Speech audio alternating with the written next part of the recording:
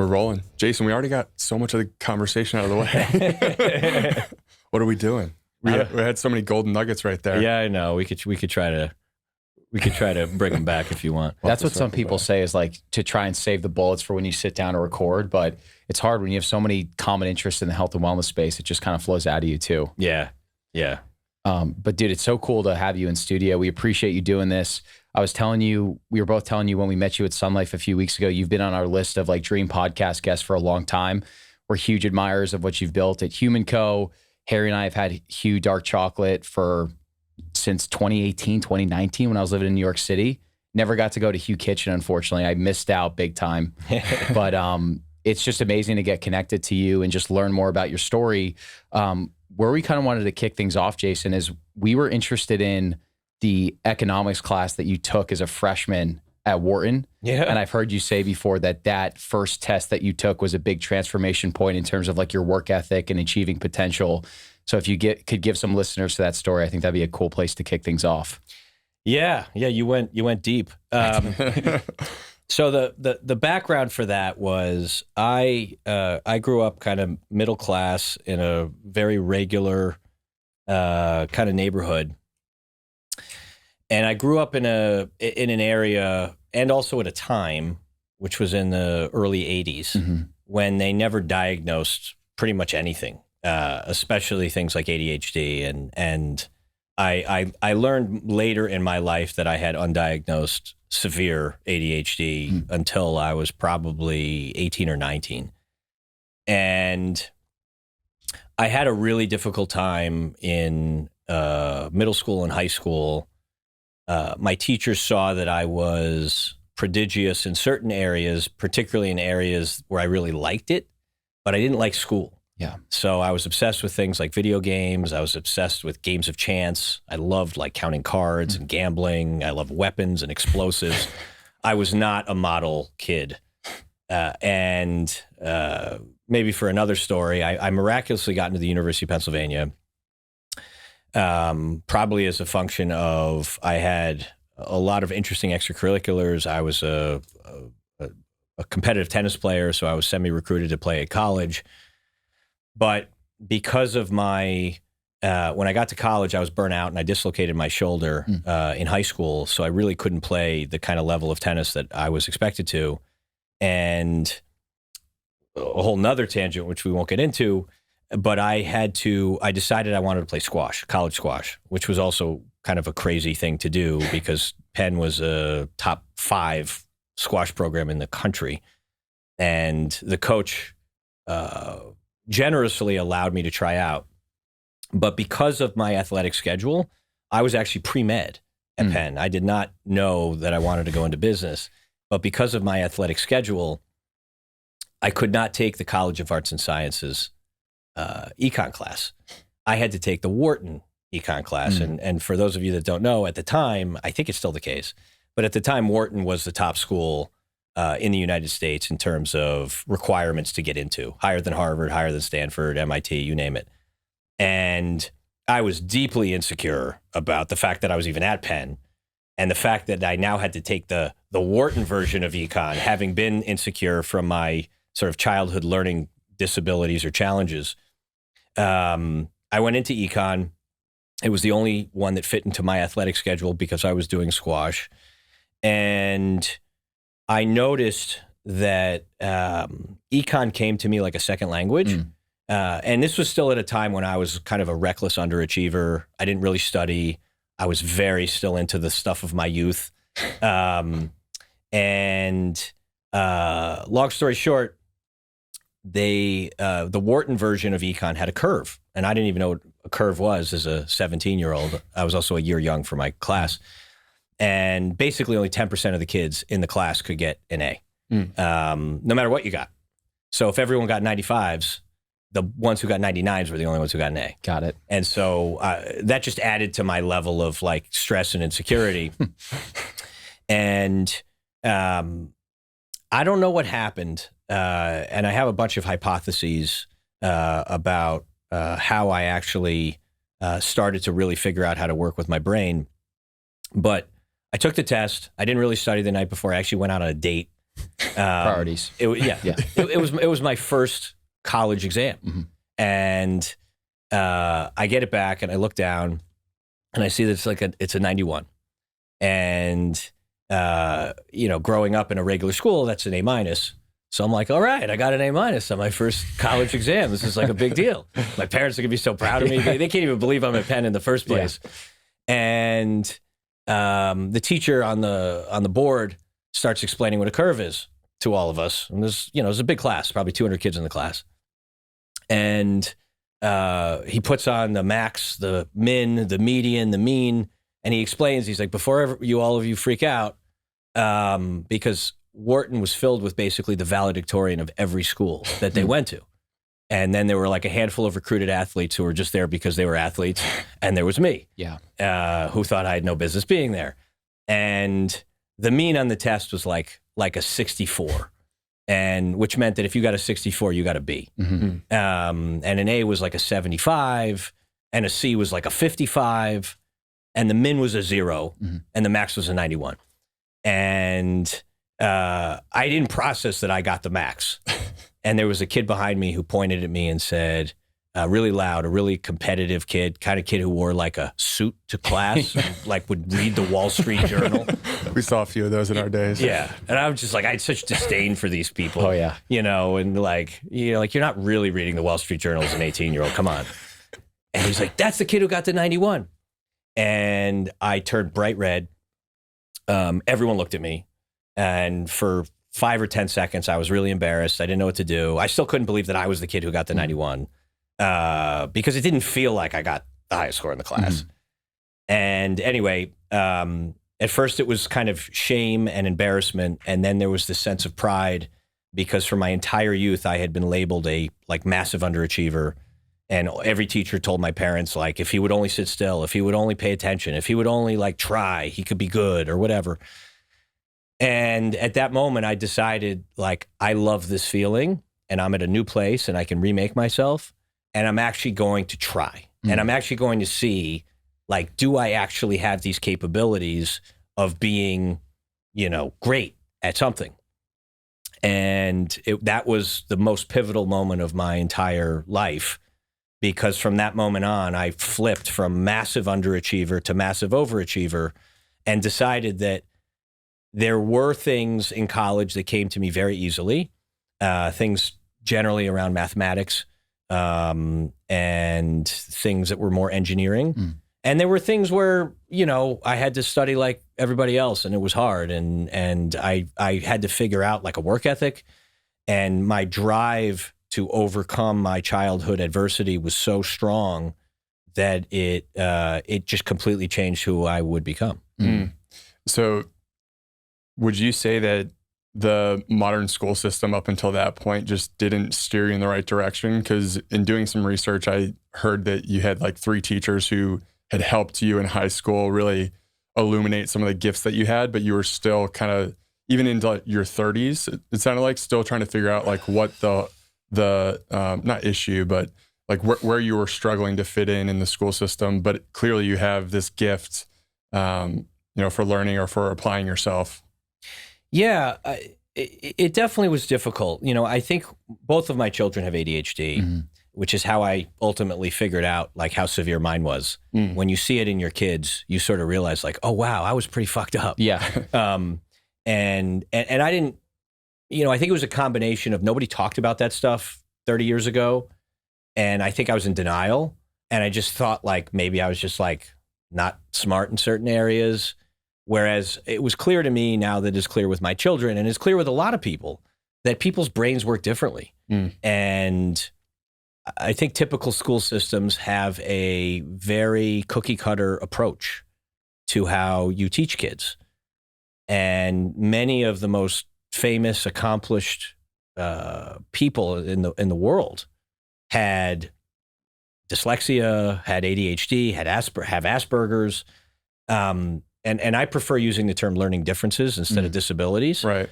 Because in certain ways, my brain works much better than the average person in that I can hyper-focus and I have a photographic memory.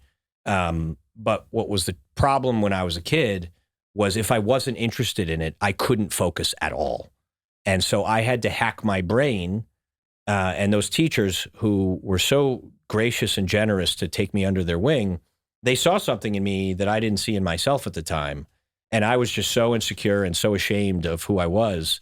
They could see that I had potential. And I think what is really important in school systems today is that teachers come equipped with a framework of how to identify kids' learning differences so that they can show them their strengths early.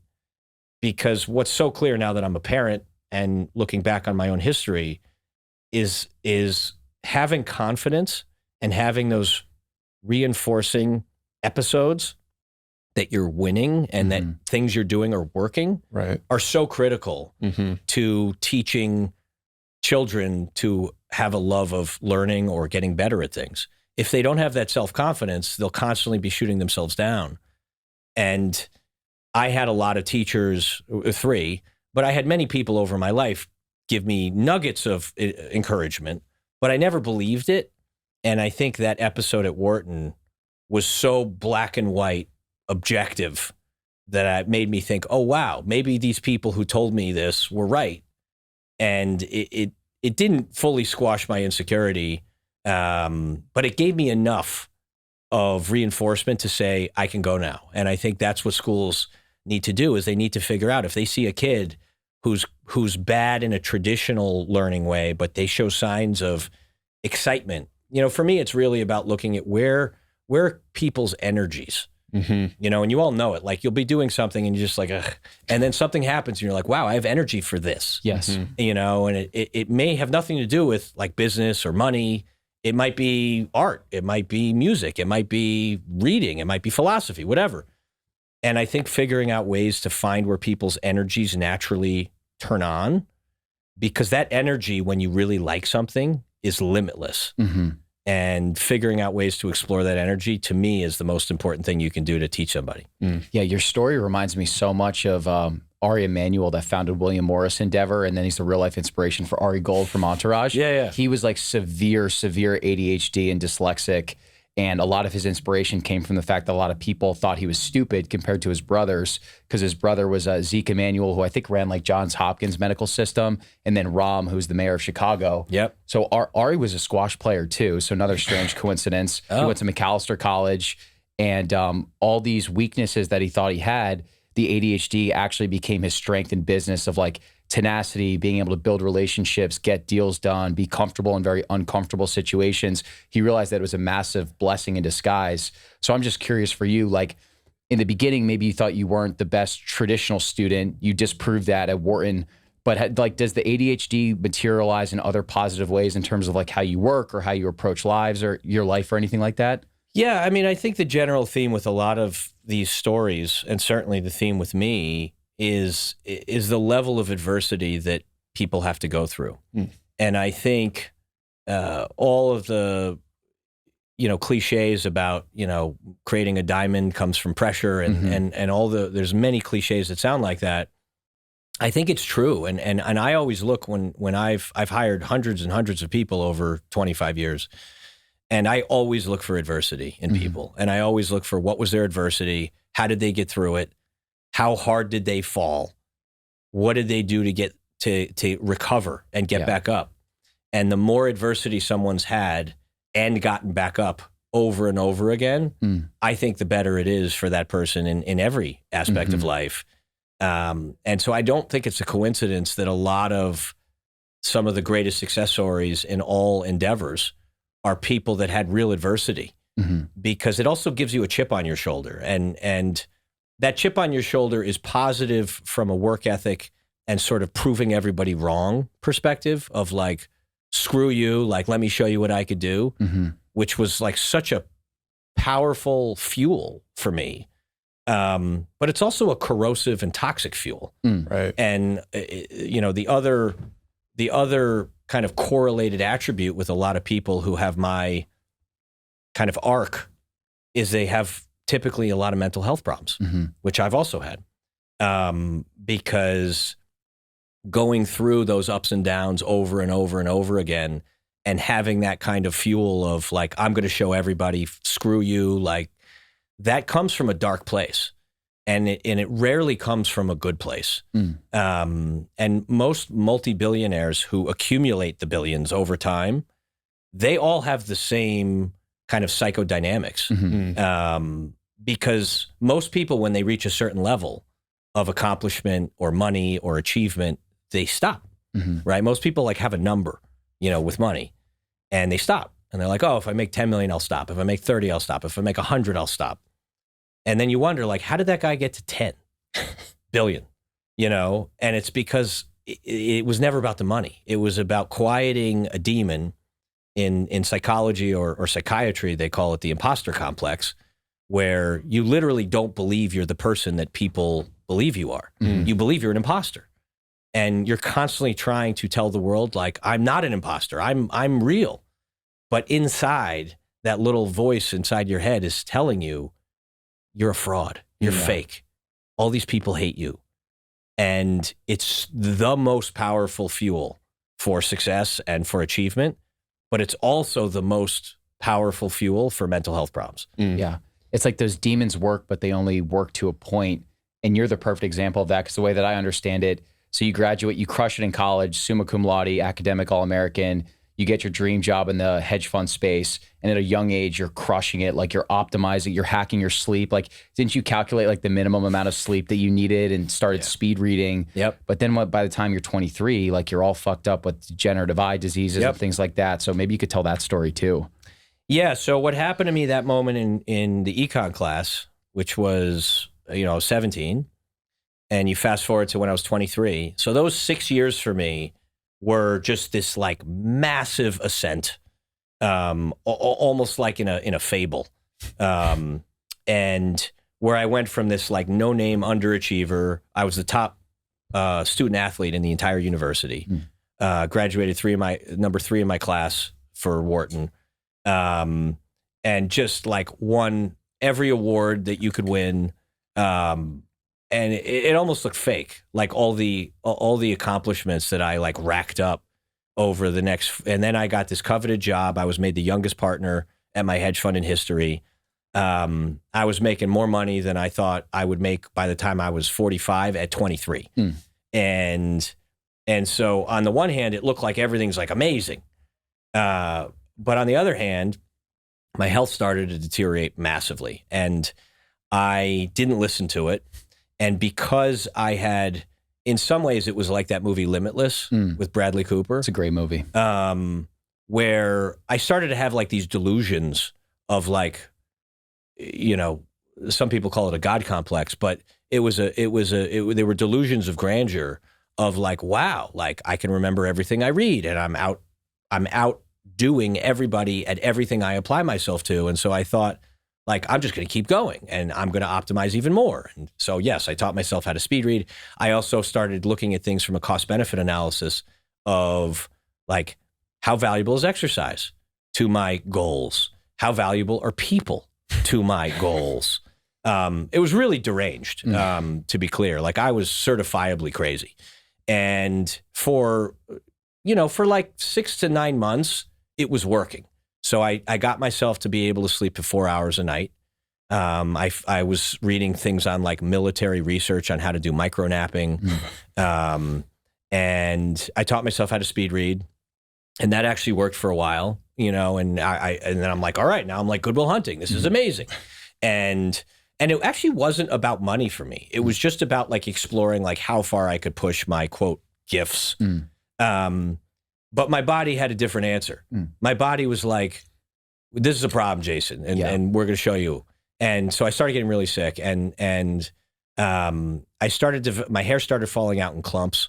I'd be showering, and like I'd see like a clump of hair in my hands. I started developing all these skin rashes that they now describe as eczema and psoriasis.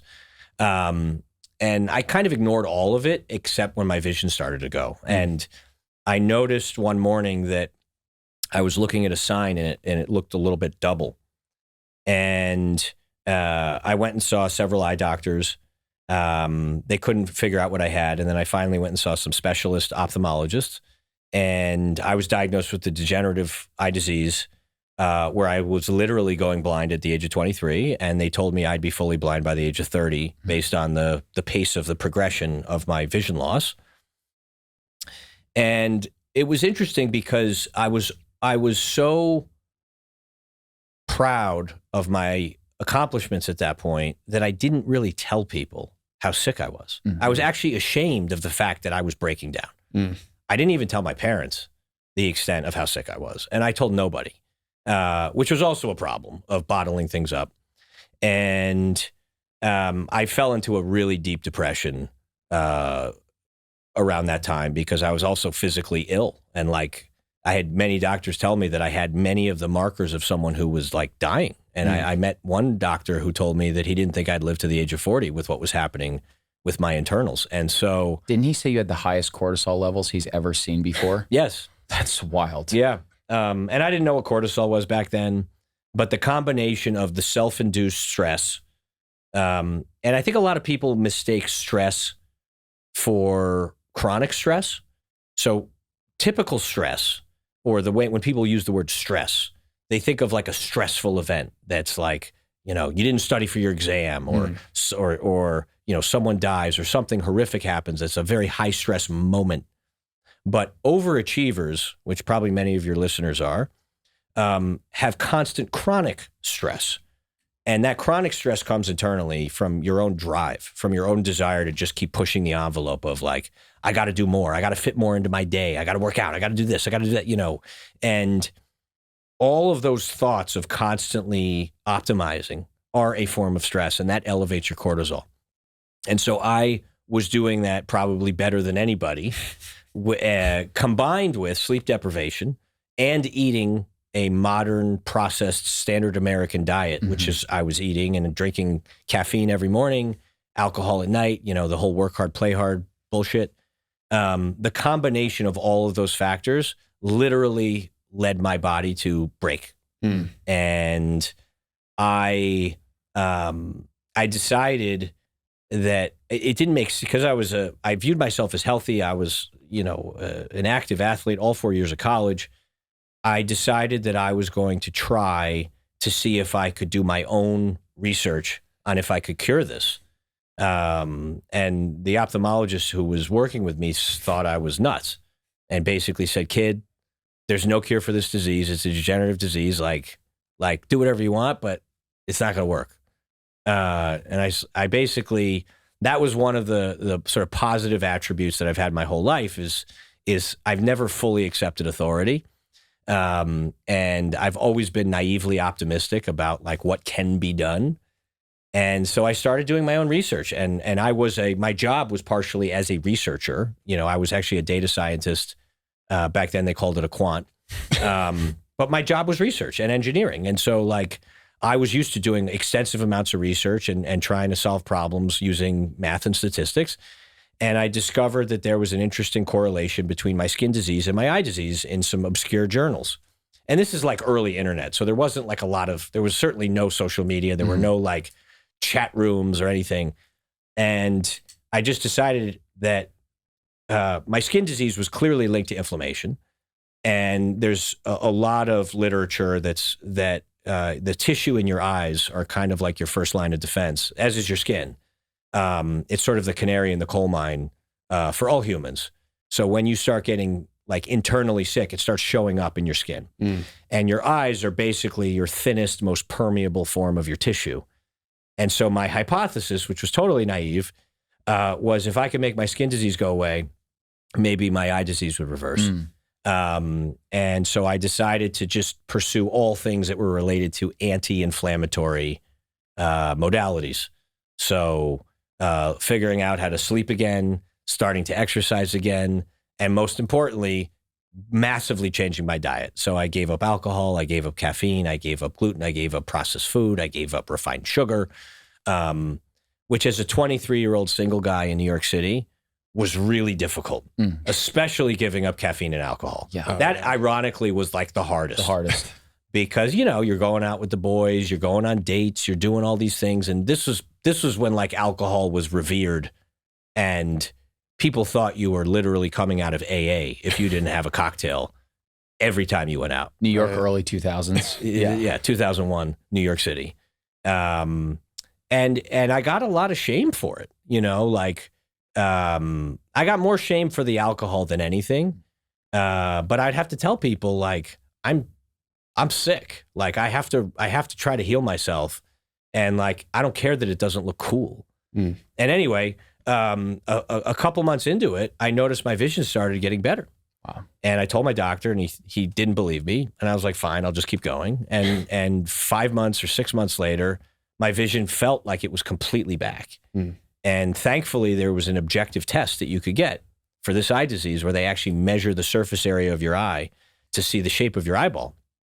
And my eyeball previously was shaped like a cone, like your eyeball is supposed to be a sphere around the cornea. And my degenerative disease is called keratoconus, where the cornea literally implodes on itself and you have to get a corneal transplant. And there was a 9-year waiting list for that at the time. And he did the test and my eye was spherical and he couldn't believe it. He said he'd never seen anyone reverse the disease in his career. He called in a colleague to look at the thing to make sure he misread it.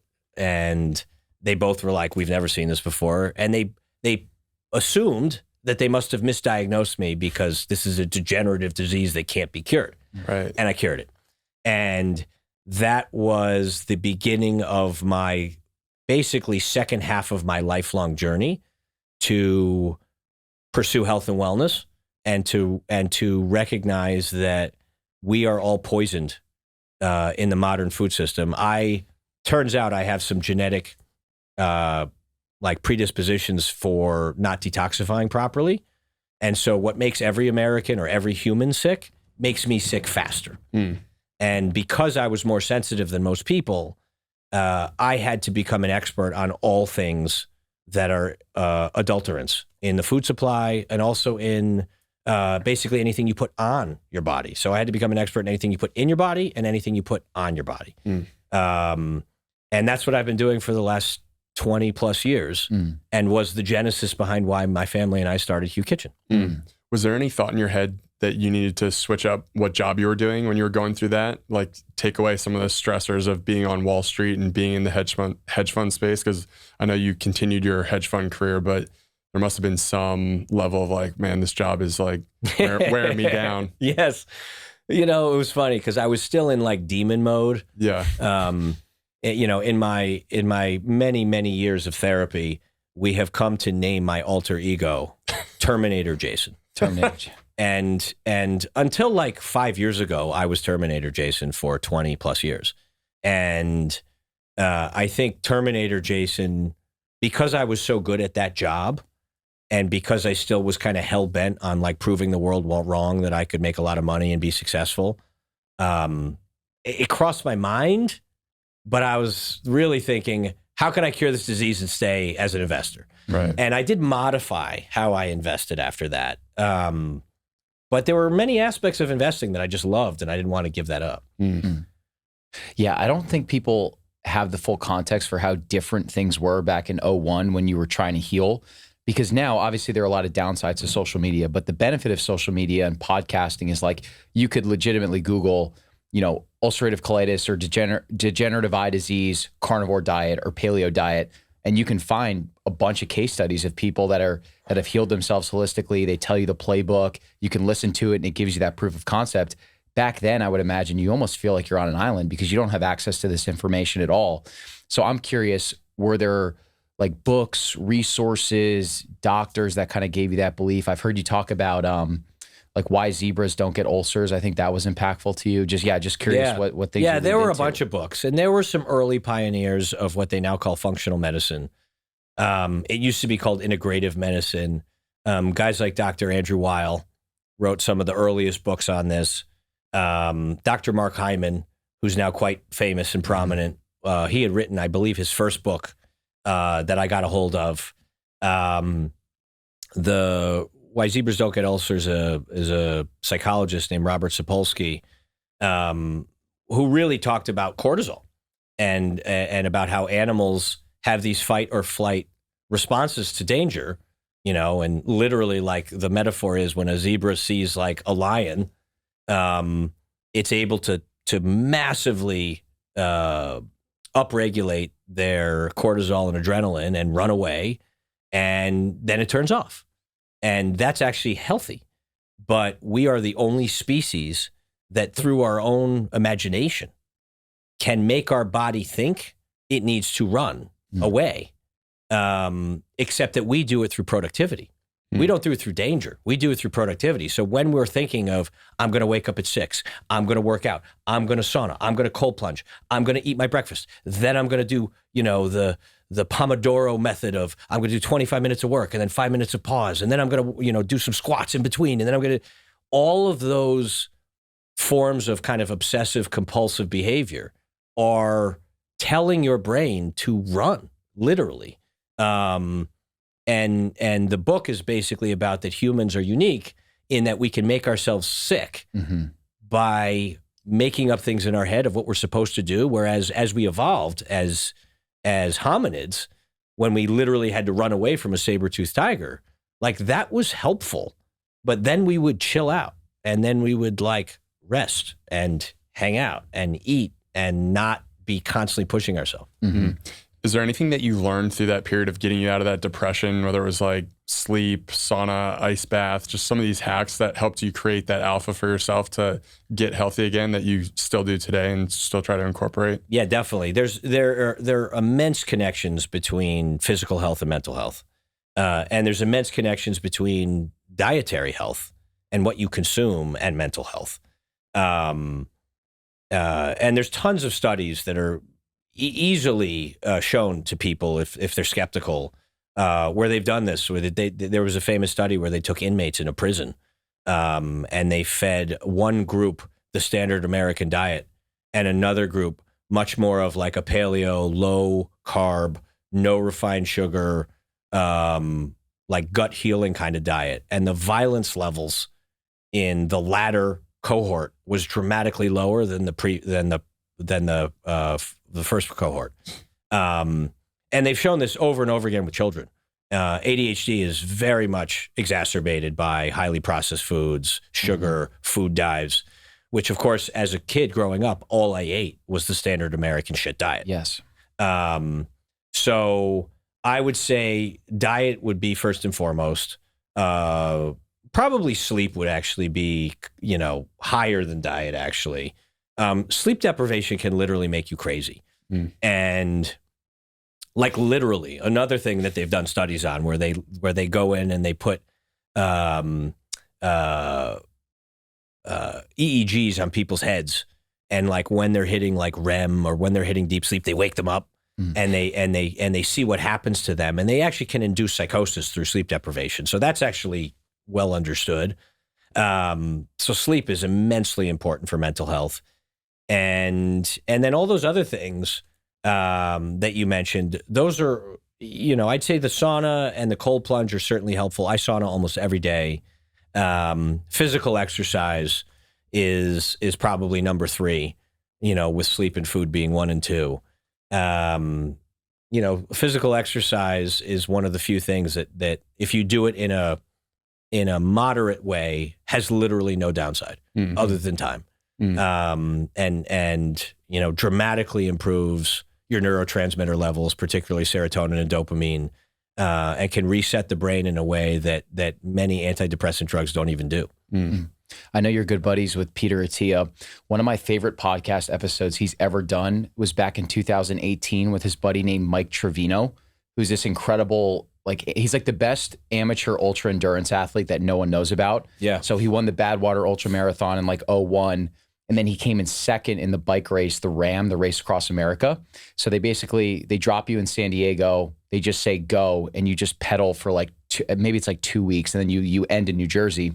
And they were finding with cyclists, because you sleep as minimally as possible, but they were finding that with the cyclists that got the most amount of sleep, they were performing the best. But he said for him, it was such a mental barrier because he's like, all right, I'm going to sleep for 5 hours tonight, but I know this other guy that I'm competing against is only going to go for 2 hours. There was a psychological hurdle. So I'm curious, when you were in Terminator mode still, because you're making these changes because you have to, was there a barrier of fuck, am I really going to sleep 7 to 8 hours when I could be sleeping for 4 and be way more productive at work? Was there a mental conflict there for you? Yeah, there was. And it was, I had to learn it the hard way. And I think for a lot of people, they have to learn it the hard way. You know, no matter how many podcasts or experts they listen to, they just don't believe. It's similar with meditation, you know, where you could sort of view it like, that's a waste of time. Like, I don't have a half hour for that, you know, and I think you have to do enough iterations of being sleep deprived, seeing how you perform, and then iterations of where you get your 8 hours and you're like, holy shit, like I can go the whole day without pause. My memory's working fantastically. My processing speed is high. I think for me, it got to the point where I saw how much better my performance was. Even though like it was obvious my mental health was better, but my performance was so much better. And because my kind of main unique attribute when I was healthy was my memory. My memory was the first to start getting impaired when I was really sick. And so to me, that was like catastrophically terrifying. And I noticed that when I got healthy again and I started eating clean and I started sleeping and exercising again, my memory came back. And in my job, my memory was immensely important. You know, we were investing in, you know, my portfolio typically had like 100 stocks in it.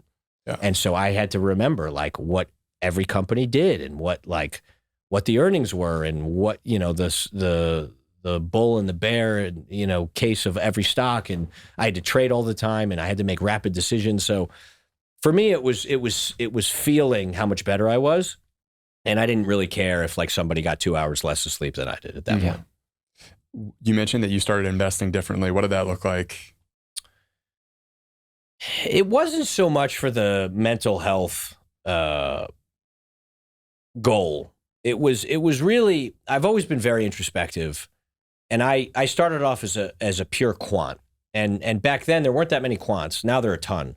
But we didn't even use the phrase AI back then. Like there were things like genetic algorithms and neural networks, which were the precursors to AI.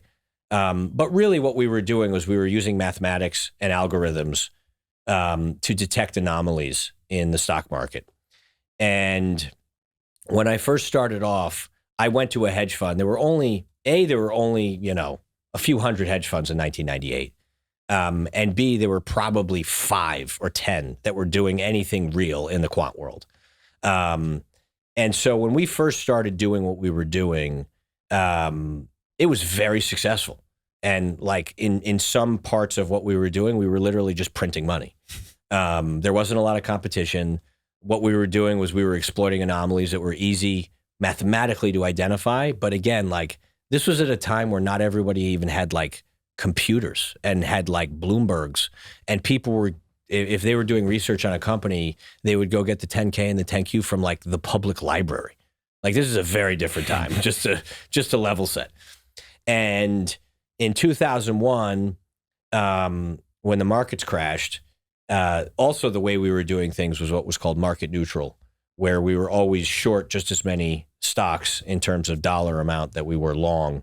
They also call that beta neutral in certain worlds. And the competition started going up exponentially.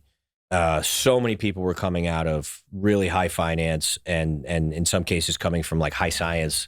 You know, there was literally like rocket scientists coming into the quant world in 01. And I thought I was very good at it, but I didn't think that my capability of writing even more algorithms or doing more quantitative research, I didn't think that was my edge in life.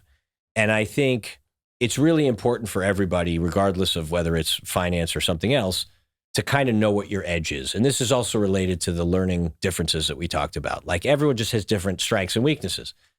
And I thought my strength, because I also was like a semi-professional poker player for my first few years coming out of college, and where I was playing 1 or 2 times a week, I was literally making a living playing poker.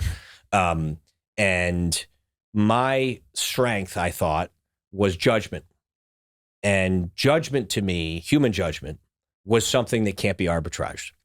Whereas quantitative algorithms or spotting anomalies, using algorithms to identify those anomalies in the stock market, that's something that someone who works a little bit longer or harder could figure out. Whereas I had worked with enough rocket scientists to know that they don't have judgment. And so I sort of thought like, I want to morph my career to be more focused on making much larger concentrated bets that aren't a function of a machine. I could use the machines to identify like the opportunities, but then it would be my human judgment that would decide like, this should be a 10% position. This should be a 5% position. This should be something that actually the machine says is worth doing, but I'm going to actually know why it shouldn't do it. And so I moved into more fundamental investing, which at the time, what we did was called like quantamental, which was combining quantitative principles, but with fundamental kind of decision-making. And that was a lot more fulfilling for me because I kind of felt too distant from the investing when it was pure quant. Right. And then when I started being able to like meet with executives and meet with companies and realize like, oh, wow, like this sounds great, but it's a piece of shit. Like a quantitative method didn't tell me that. Or I'd be like, oh, this is something that there's no math that can tell me why this is a good investment, but I know that like this is going to be something that's going to be big and I want to bet on it. Mm-hmm. And so that was how I altered my investment approach. So it sounds like when you changed your diet, cured yourself, there was like, I think you had what, 17 more years working in the hedge fund space before you got out of it? I officially retired in the first quarter of 2019. Okay. The reason why I'm asking that is you obviously noticed incredible benefits as a professional after changing your diet and your lifestyle. And I'm curious, did other executives or coworkers pick up on that and kind of want to like gravitate towards you and pick up the secret sauce? Or were they just like, oh, this guy's nuts. He's just like off on an island doing his own thing? No, there were a bunch. You know, there's probably similar to crypto. There are a lot of people that have similar curiosity in finance. Particularly in the hedge fund world, which was like sort of a very high stress, high performance, high achiever kind of world. And there were a lot of people who looked at me like I was nuts. But there was this class of people, and it typically was the former athletes and former military that were much more open-minded to what I was doing. And these were like the early days of biohacking. And we kind of found each other, you know, like, cause there weren't a lot of us, but we would find each other and then we'd all hear about like, ooh, like we realized that if you eat blueberries every morning, it's actually anti-inflammatory for your brain and you might have better memory. And, you know, there'd be things like that. And there were definitely a handful, that we, found. And then when we ultimately, my brother-in-law certainly was one of them, my wife's brother, because he saw a lot of what I was doing. He's a few years younger than me. He wasn't in finance. He was in real estate, but he saw a lot of what I was doing. And he read a lot of the books that were influential to me, and he started doing it. He didn't have any of my illnesses, but he noticed that when he started eating a more paleo diet, he noticed that his skin improved, his health improved, his performance improved. He actually needed less sleep than he thought. And that was the ultimate genesis for how we all came to the decision to open Hugh Kitchen. Because he's like, Jason, this is amazing. Like there's nowhere to eat like this in New York City, which is like the mecca for food diversity. Yeah. We should create a place that's the manifestation of all these principles. And, you know, it'll be a place for you to eat every day, because at that point I had to eat a restricted diet. And I think like people in New York will love this. And the feedback, you know, from others was, that's insane. Like there was no restaurant like that. I mean, in 2000, we came up with the idea in 2010, and we came up with like the guardrails of what we would allow in the restaurant in 2011. And, you know, the whole restaurant was gluten-free, dairy-free, refined sugar-free. It was seed oil-free in 2011, which was like, that's insane. It was insane. 10 years ahead of its time. And obviously the math and the margins of doing food that way was unheard of. And restaurants, notoriously to investors, are not good businesses. There's a handful that are, but restaurants legitimately have a 95% fail rate. And anyone can open a restaurant. And so I kind of went into it eyes wide open as a professional investor, thinking like, okay, the odds are massively stacked against me with this, but if we could break even and I can have a place to eat, and I can prove to the world that you can make amazing food that's delicious, that doesn't have all this fake shit in it, then like that's a win. And I kind of viewed it partially as philanthropy. And it was a bit lucky and a bit, fortunate, and we were certainly blessed that it actually took off the way it did. What sort of feedback were you guys getting from the kitchen that ultimately led you guys to think, hey, maybe we can do something else here with the chocolate bars? Because I imagine it sounds like it was so well received. I obviously never went to Hugh Kitchen, but it seems like there was like this cult-like following around it. Yeah, it was interesting because we took no outside investors for the first many years. And it wasn't because like I was bullish, and it wasn't because I was greedy. It was because people thought we were insane, and I didn't want to have the conversation, which we had many times with people, where they'd be like, why don't you just put in like regular pasta? Like, why don't you just use like regular conventional chicken instead of pastured organic chicken, or instead of grass-fed, grass-finished beef? Why don't you just use the conventional? Nobody's going to notice the difference, and your profit margins will be way higher. And I thought, I never want that conversation. I never want to have to articulate to somebody why I'm not doing that, because it would have been more profitable to do it that way. Right. And so that was really the genesis for how we started the approach. The chocolate was a bit of a fluke. So we had a grain. So the whole format of the restaurant, and it was kind of around the time when the word paleo was being coined, but we kind of referred to ourselves more as like ancestral, and the name Hugh comes from human, and our slogan was "Get Back to Human," because all of my research and how I cured myself and all of my studies of what's wrong with kind of modern humanity was basically that we live at odds with how we evolved as humans. And our slogan is, we need to get back to how we were as humans. And so that's why it's called Hugh Kitchen. And most people actually call it Who, because they actually don't read the slogan that says "Get Back to Human" with the logo HUMAN. But we had, it was basically like a paleo-inspired food court was the format of the restaurant. It was fast casual. There were multiple stations. And one of our stations was a gluten and grain-free bakery. And we had gluten and grain-free cookies, muffins. We had like banana bread. We had our baked goods were amazing. And right before we opened, we had the recipes for the baked goods, but we wanted to put chocolate chips in a lot of them because we love chocolate. And we went out to go buy chocolate chips that met our specs, and there were none. All the chocolate chips that you could buy at that time had refined genetically modified cane sugar in it, had dairy in it, had soy lecithin in it, had like weird stabilizers and preservatives in it. So we were like, shit, like we can't find chocolate chips that meet our guardrails. And on the wall, we had our guardrails up. So it was very clear to everybody, which is partially how it got like cult status.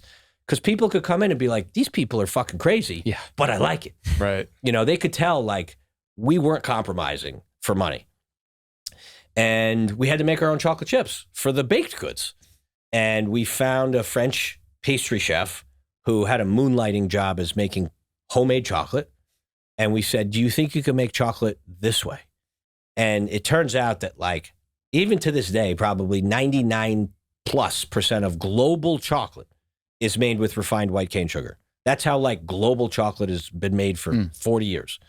And we used organic unrefined coconut sugar. And it's a much bigger granule. It's like a dark brown. It definitely has more trace minerals. It's lower glycemic if you consume it in the whole form. And we're like, can you make chocolate this way? And the French pastry chef's like, no. And we're like, just try it. Just try it. We're going to pay you money. Like, let's figure it out. And what was amazing is the first few versions of it were disgusting. And with the same exact ratios, by the way. So it was just, at the time, it was 72% cacao, 28% sugar. That's it. Those are 2 ingredients. Wow. And after a lot of trial and error, and this is where my brother-in-law was like a true mastermind, he helped a lot with the iteration of how we got it. And we got to this place where the chocolate chips were amazing. And then his idea was, this is so good, we should make chocolate bars out of it. And we should sell it in the restaurant as like our own homemade chocolate. And so when we opened, we had the chocolate. But it was really for the chocolate chips. And then we got lucky because one of our chefs, his girlfriend worked at Whole Foods, and he used to bring her home our homemade chocolate. And she's like, this is the best healthy chocolate I've ever had. Can we sell it at Whole Foods? And we're like, sure. And we had to figure out how to sell chocolate now into a grocery store where you need like nutrition fact panel on the back and you need to have all the regulatory things that you typically see in a consumer product. And so we had to get really smart on how do we get into CPG. And it was clear in the first year that we had people who would come into the store and they would hoard our chocolate. And, you know, sometimes you just have to watch. And we had people who would come in from out of state and they'd come and they'd buy like 20 bars at a time. And by the way, they were $10 a bar at the time. And they were not $10 because like we were trying to make money. They were $10 because it cost us a lot to make the bars. And just watching as a businessman, I'm like, people are hoarding our chocolate. Like, this is crazy. And so at that moment, we realized like we got something here, and we separated the businesses into Hue restaurants and Hue products. And that was the beginning of Hue chocolate. That's the beautiful thing about making a product that doesn't compromise at all on the values, because there's going to be customers that also won't compromise. And when they find those brands that have the same values, they will literally go crazy for it and just buy so much of it. So the tagline for Hue is interesting to me because I feel like from our corner of the world where I feel like a lot of extremists when it comes to the food world, they might be like, you came up with a chocolate bar with that tagline of get back to being human. And I would love to just get your take on how you view the food system in general and making these subtle changes to things that people use on a daily basis and just making the right swaps in terms of ingredients. Because chocolate is something that everyone can enjoy, but you need to have the right proper ingredients in there and none of the bad stuff. Yeah, well, the slogan was for the restaurant, not just the chocolate. So get back to human applied to our entire restaurant. And the idea was we were going to make everything with much less processing, with ingredients that were as close to the farm and as close to the ground or as close to what is sort of evolutionarily consistent with the animals as possible. So like our beef was grass-fed, grass-finished, pastured. The chicken was organic and pastured. When we had fish, it was pole caught, right? It wasn't farmed. Wow. And occasionally we had like weird wild game on the menu, which people loved. We'd have specials and stuff. And so the idea was all ingredients should be as close to the way we would have consumed it 50, 100 years ago, 200, 300, 400 years ago as possible. That has been my food philosophy for 20 years now. And I think the evidence has gotten much, much stronger in favor of that philosophy over the last decade than it even was when we did Hue. It started 12, 13 years ago. It's so clear today that like all of our modern ailments are very much attributed to the fact that we live at odds with our evolution. And it's not just the food. I mean, it's also that we're sedentary now. You know, we spend most of our time on screens. We're not community-based anymore. You know, we evolved as a social species that lived in tribes and in communities. And from a food system perspective, we have been omnivorous, an omnivorous species for as long as we've been hominids, walking on 2 feet.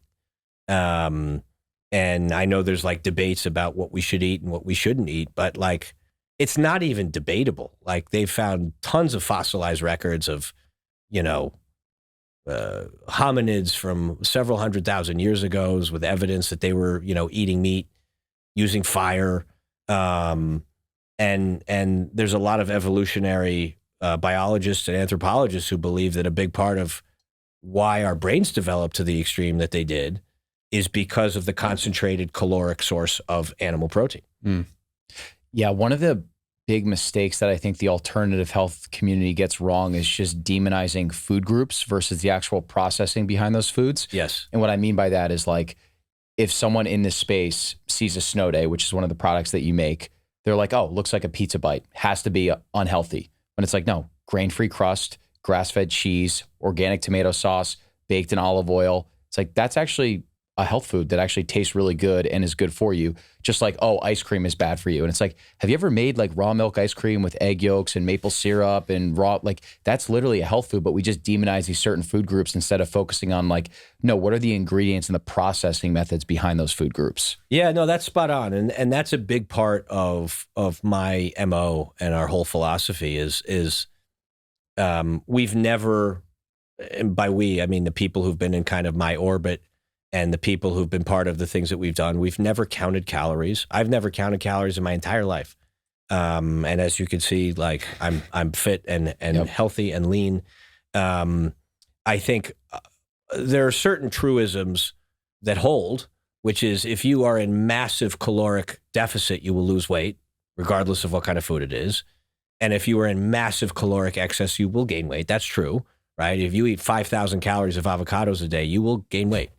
But when you're within the homeostasis boundaries, the kind of 80% confidence interval of what your body can tolerate every day, the type of calories matters immensely.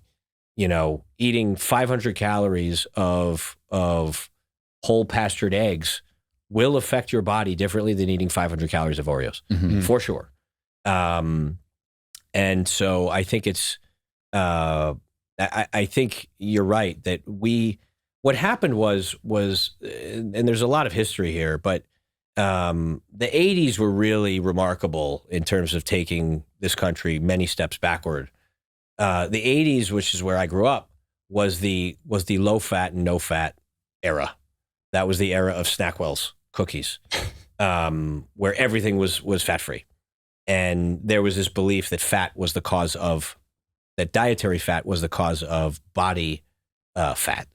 And because in our country and other languages, by the way, dietary fat has a different name than the fat that's on your body. What's the name of it?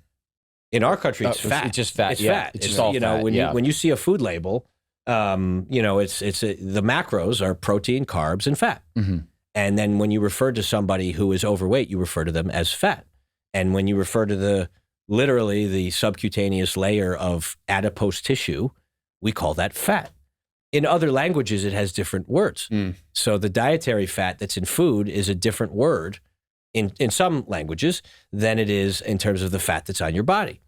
And I think that it sounds so simple, but that actually created a problem. Yeah. Because people are like, oh, eating fat means you get fat. Right. And it turns out that most dietary fats, particularly the omega-3 kind and particularly the monounsaturated kind, are very healthy. And it turns out that your brain is literally made out of fat. And so what we did in the 80s was we basically valued carbs and refined carbs and got rid of fat. And that did two things. By getting rid of the fat, you actually increase the glycemic effect of all the foods, because when you have the presence of fat, it reduces the glycemic effect of the sugars and the carbs that are in the foods. So we massively increase the glycemic effect of all the foods. And we deprive people of actually a very necessary nutrient that they need, which is actually good fats. Right. And that is when you see the beginning of the explosion of chronic disease and obesity, was really in the 80s, is when it really started to go parabolic. And I think there were a lot of other factors that started happening in the 80s. We got much better at hyperprocessing. All the public companies got really good at food engineering in terms of bringing chemicals in that previously weren't in the food supply. Many of these chemicals are what are called obesogens, which actually alter your metabolism and actually slow down your metabolism. These are things like MSG. And so when we started incorporating a lot of these food-like substances into our diet, that was the beginning of how we kind of really went off the rails. The point on fat is so interesting, and it kind of speaks to this whole concept of just dumbing down nutrition for people. Yeah. And to the point that not all fats are the same, not all carbs are the same, not all proteins are the same. And I feel like today most people don't really understand that concept still. Yeah. Even the scientific community is reluctant to talk about it. Like I was telling you before we hopped on that Huberman was talking about seed oils, and he posted a tweet where he basically said there's no scientific backing behind this whole anti-seed oil movement. And then he had Lane Norton coming into the comments talking and just saying, hey, show the studies for all these people who are trying to push back and say, no, seed oils are actually bad for you. Yeah. So I'd be curious to get your take on that whole topic as well.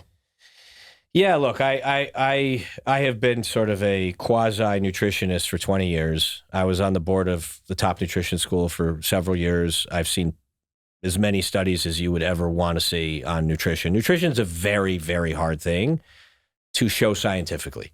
And it's particularly difficult for like traditional scientists who are used to the scientific method and used to things like peer reviewed studies where you have a control or a placebo. And the problem is that with humans, you are not allowed ethically to have a typical scientific study where you take a cohort of people and knowingly put them on something bad and take another cohort of people and knowingly put them on something good. You're not allowed to do that. And then the second thing that makes nutritional studies very, very difficult is that it's very difficult to separate correlation from causality. And so what I mean by that is there was a very famous study that has since been debunked many, many times for the anti-meat movement called the China study. That came out like 20 plus years ago. But what they did was they basically did an immense amount of research on the Chinese population that showed that as the standard of living went up, peasants who were used to eating like very, very basic things like rice and grains and didn't have access to meats, that when they started bringing meat into their diet, Western diseases started showing up and chronic diseases and cancer incidents and all these things. And so they were able to make a very conclusive argument that eating meat causes cancer, causes chronic disease, therefore meat is bad. What they weren't able to show, which of course would have been impossible, is when people's standard of living went up and McDonald's comes into the country, what else were they doing? Like, so yes, they were starting to eat chicken and beef, but what else were they doing? Well, it turns out they were starting to eat French fries, which they'd never eaten before. They were starting to smoke cigarettes, which they'd never done before. They were starting to eat processed foods, which they'd never done before. And so they start bringing on all these other habits that weren't part of their life. And so you can't draw the conclusion that it was the meat. Like it could have been all these other things that happened. And then the other thing that was the problem, particularly with China, is, as you probably know, the Chinese meat supply is not a clean meat supply. No. So they weren't eating grass-fed, grass-finished, wild animals. They were eating caged, antibiotic, growth hormone, horrifically treated, stressed out animals as their meat consumption started to rise. So all nutritional studies are what are called epidemiological, which is where they basically look at a swath of people and they're like, oh, let's study what these people did. And then you have other nutritional studies where they literally ask people questions from like a year ago. And they're like, hey, what did you eat a year ago? Like, I don't remember what I ate 2 days ago. Yeah. Right. Never mind a year ago. And so nutritional studies are notorious for being like a joke. And so what you have to do is you basically have to draw conclusions from generalizations. And there's certain things that are very, very conclusive. Like drinking a ton of soda will give you diabetes, right? And they now know that consuming massive amounts of refined sugar and carbs have a direct correlation to chronic disease. That is like indisputable, right? But there's a lot of stuff that's gray. And the thing with seed oils is that there are a lot of people that are, you know, and again, my background is literally statistics and econometrics, where you look at charts and look at correlations and look at autocorrelations and things like that. And so there are a lot of people who will show charts of like obesity levels like this, and then they'll put like a chart of seed oil consumption and it looks like this, right? But unfortunately for them, and I'm anti-seed oil to be clear, but it's for a different reason. But unfortunately for them, you could also put on like exercise per capita, also looks like this. Yeah. And there's a lot of other things that look like that that like you could even find like rainfall in Colombia turns out to be correlated with like chronic disease. And for me, I go back to simple rules, which is if you see how seed oils are made and you look at how they're produced, and then you look at some of the studies on what's in the seed oils in terms of trace levels of certain chemicals. Seed oils industrially, so I try to separate artisanally extracted seed oils. So like if your mom had a bunch of sunflower seeds in her kitchen and she used a food processor, and out of that food processor came some sunflower seed oil, like I bet you that's fine.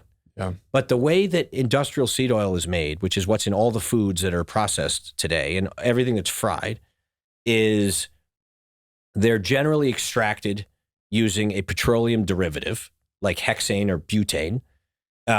They're bleached using definitely a toxic chemical. There's many forms of that you could bleach. They're deodorized, also using chemicals. And they have found in many, many samples of seed oils traces of these chemicals that don't fully, quote, wash away.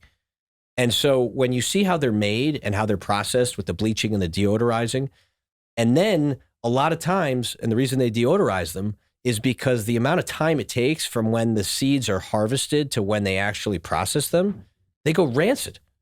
These are fats, and fats go rancid. And so a lot of seed oils are rancid, which is why they have to deodorize them, because they fucking smell like shit. Right. You don't want to be consuming rancid anything. And so without getting into the scientific studies of a lot of the arguments for seed oils or against seed oils are the very high levels of omega-6 to omega-3 as a ratio. And there's all sorts of like correlative studies that show that if your 6-to-3 ratio is too out of whack, it leads to inflammation, which I think is generally accepted, but it's still debatable and they haven't been able to prove it. But my point is, you don't even need to debate the ratios. You don't even have to debate the rancidity. Like, just look at how it's made. And if you showed Americans, like, this is how it's made, this is the bleach that goes into it, this is the deodorizer that goes into it, do you want to feed your kids this? Right. Like, most people would be like, hell no. So to me, it's a much simpler thing, which is like, I don't want massively chemically processed industrial things in my food. Right. And I don't need you to show me a conclusive study if those chemicals are harmful or not. I know they're harmful. I know I shouldn't be consuming petroleum in my mouth. Right. Yeah. So your thought process is like, you should have the intuition to realize, look, I don't need a peer-reviewed study to show me that seed oils are terrible. I just can look at the 15 steps that seed oils go through to realize I don't want to put that shit into my body and I don't want to feed my kids with it, right? Yeah. And I've had debates, by the way, with the people like Huberman, where I've said, look, like I'm actually agnostic to artisanally extracted seed oils. Like I eat sunflower seeds from time to time. I have no problem with sunflower seeds. Ergo, the seed oil's probably okay.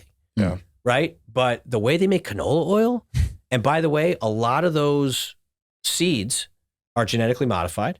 A lot of those seeds are also massively sprayed with pesticides, herbicides, et cetera, that also makes its way into the oil. Right. Right. And so the conventional seed oils are filthy. Yeah. We could talk about the organic seed oils separately. But yeah, I mean, that's my point of view. It's funny you mentioned that because that was my exact response. Was you talked about like the latter half of the process of once the seeds are there and then the extraction process to get the oil. I was like, anything that's bad for the soil is going to inevitably be bad for the person consuming it. So they're spraying all of these different herbicides, pesticides, inducing it with synthetic fertilizers to make it grow. It's like, that's killing everything in the soil. You wouldn't even be able to naturally repeat that process if you did it over a long enough period of time without those chemicals. So 100%. There's a through line there through the whole process that's like, this really isn't good for anything. Yeah, and that's like, that comes also back to the whole problem with glyphosate, or what most people call Roundup. It is so naive to think that Monsanto developed this amazing chemical that literally obliterates every form of life around it, except for the genetically modified plant that they created. I mean, it's a genius business model what they did, right? They literally came up with a genetically modified plant that could tolerate their chemical. And everything around that genetically modified plant can't live.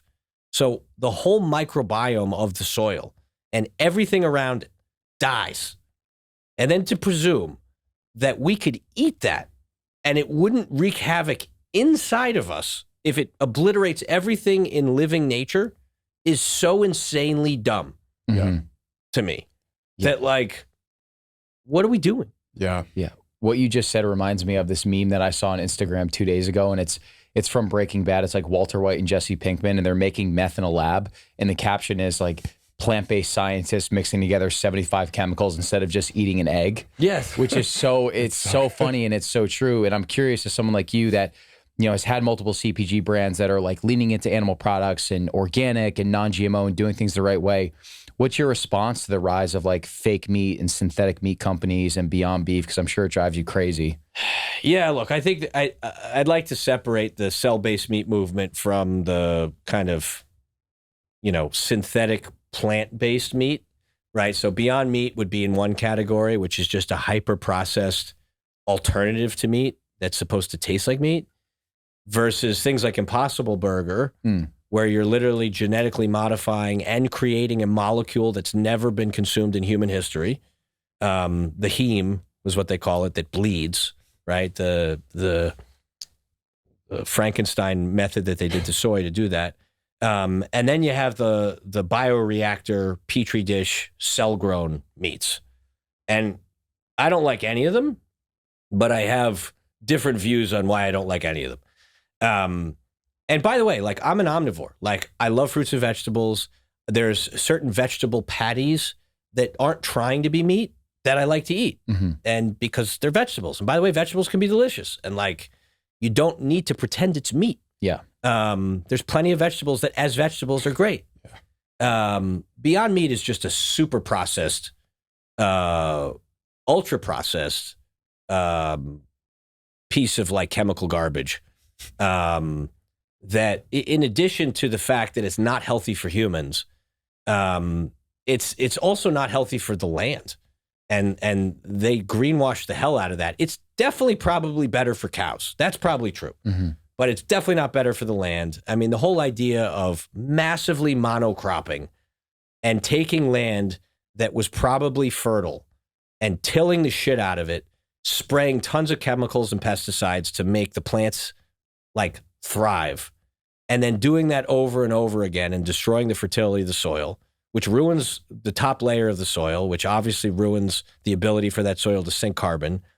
Not to mention the fact that when you're preparing all that land for your massive industrial plant supply, you are killing all of the life in that whatever that land has. You're killing the snakes and the rabbits and all the insects and you're obliterating the microbiome of the land, which, you know, the anti-animal people don't even talk about. Like, how many, after they till soil for the first time, you will see massive amounts of vultures.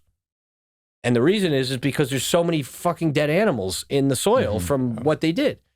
And again, like, I'm okay with the fact that there's people who want to do that, but don't claim that it's like better for like animals. Like, you are killing tons and tons of animals. And to claim that rabbits and snakes are far less important to the earth and Mother Nature than cows are is just hubris. Yeah. Like, everything to me is part of Mother Nature, and like, you shouldn't just pick and choose and be like, oh, we shouldn't kill cows, but it's okay to kill all the rabbits, all the snakes, all the mice, all the things that are in the soil. Yeah. So that's my issue with monocropping, and that's my issue with Beyond Meat. It's just an ultra processed, like, it may as well be a Twinkie. Yeah. The problem I have with Impossible and anything that's heavily genetically modified, which also applies to some of the cellular meat stuff, is if you look at the policies of the U.S. and you compare it to the policies of Europe, the U.S. has a policy of innocent until proven guilty. And they kind of put this under the rubric of generally regarded as safe, or GRAS, G-R-A-S. And history is replete with examples over the last 20, 30 years of the FDA or the USDA or whoever's the regulatory body being like, oh, that's fine. Let's try it. Right. And then you realize like, oh shit, this happened with asbestos. Asbestos was originally viewed as like this amazing, insulating material that obviously we know causes massive amounts of cancer. This happened with many drugs that were supposed to be wonder drugs. There was one called thalidomide that turned out to give kids webbed fingers and webbed feet. And they're like, oh, wait, that's a problem. It happened with trans fats. It happened with Olestra. And every time there was some lobbying effort from big food or big ag or big pharma or big chemistry or whatever you want to call it that paid the government enough money to be like, just do 3 months of studies. It's safe. It's safe. So in the case of Impossible, they come up with this genetically modified, bizarre concept called soy leg hemoglobin that's never been consumed by anything in history. And they tested it for like 3 months. And they're like, oh, soy's safe. This seems safe. Let's try it. And whereas Europe has what's called the precautionary principle, which is the opposite, which is you're guilty until proven innocent in Europe when it comes to introducing new products into human consumption. So they're like, you got to test this for 10 years before we decide that this is safe and we could feed it to our population. The US is coin operated. They like money. So they're just like, okay with like, and they shroud it under this like view of innovation, like, oh, it'll stymie innovation if we don't let all this dangerous shit come in. So they just let it happen. And so when something's introduced into the food supply that's never been consumed in human history and has been tested with only a limited amount of time, like, I don't know, I just raise my hand and go, I don't want to be the guinea pig on that. Like, look at the history of the government. It's not like they know what they're doing. And so with the cell-based meats, there is a hubris that if we can make a bioidentical, and I do it in quotes, a bioidentical by literally taking, stem cells and taking the DNA and cloning it of something, putting it in a bioreactor with a growth medium, putting scaffolding so that the cells can grow on something and mimic flesh. They'll do like an amino acid assay and they'll do a bunch of tests and they'll be like, oh, this looks bioidentical to Brett's flesh, right? But when you think about like when an animal grows in nature, right? And part of what makes nutrition when we eat things, including plants also, not just animals, is the robustness of the animal. The fact that that animal had to survive and grow in nature with gravity, with wind, with all sorts of stressors, that's what makes the animal healthy to eat, is because it has all those stressors. If I said to Brett, all right, let's clone Brett and let's grow a version of Brett in a matrix-like pod, right? So a full clone with no food. We'll put like a tube in him and we'll feed him that way. So no food, no movement, no stressors of any kind, no gravity, etc. And like Brett grows up to be this, bald, weird matrix-like thing. And then I ate a piece of that Brett. Would that be the same flesh as this Brett? Probably not. Yeah. And then my other issue with the cell-based meat thing is like, so to presume that because we can do certain scientific tests and say like this is bioidentical is such hubris. There are definitely things we can't measure. And just because we can't measure it doesn't mean it's not there. Right? Yeah. So that's my first fear, is that there's stuff in a growing animal when you eat like the muscle of an animal that grew in nature. There's definitely stuff that went into that we can't measure, that's not in the cloned version that's grown in a petri dish. Absolutely. And so that's like my first issue with it. My second issue with it is, which is much simpler, is if it's similar to canola oil or the seed oils, if you explained to a mom, this is how it's made, right? How many people would feed that to their children knowingly? And this gets into the whole transparency problem, because the cell-based meat movement is trying to obfuscate and come up with names so that it's also called meat. And they don't have to say that it's grown in a laboratory or it's grown in a petri dish. They're trying to use things like cultured. Like, Fine. Like, let the consumer make up their mind. Like, don't try to like, and they're like, oh, it's going to scare people. Well, of course it's going to scare people. It's fucking scary. Right. Like, let them make up their own mind. And my problem with a lot of these what I call techno foods is investors want these techno foods, but the consumers don't want them. Yeah. They just don't want them. So like, and they think they want them because they do these rigged polls. And I've seen these rigged polls. They'll blow your mind. They'll be like, they'll go to like 100 people before they get their venture funding. And they'll be like, hey, would you like meat? Would you like beef that uses 1% of the carbon and uses no land and doesn't harm the animal? Would you like that? And of course, like people are like, yes. Whereas the proper polling question is, would you like a genetically modified clone grown in a laboratory in a bioreactor, and then we feed that to your children? Yeah. Like, see what the difference is in the polling on that is.